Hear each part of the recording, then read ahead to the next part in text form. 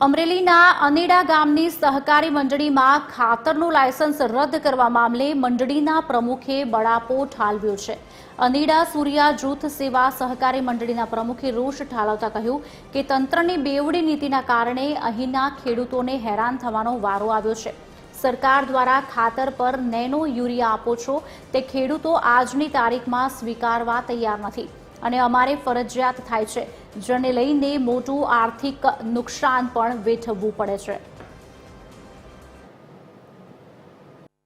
30/5 થી તારીખ 6/5 સુધી અમરેલીના ખેતીવાડી વિસ્તરણ અધિકારીએ ના હુકમથી અમારું ખાતરનું લાયસન્સ રદ કરી નાખ્યું છે, જેને કરીને ખેડૂતો હેરાનગતિ છે। અમારી સંસ્થા પણ અમારી બદનામી અમારે ભોગવી રહ્યા છે।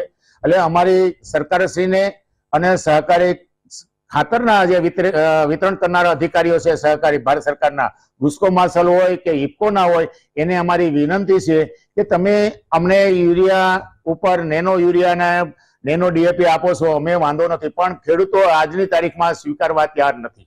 એટલે મહેરબાની કરીને અમે એમ ગુજરાત સરકારને વિનંતી કરીએ છીએ કે તમે સ્પષ્ટીકરણ કરી નાખો કે ભાઈ નહીં લેવાનું તો નહીં લઈએ ભાઈ।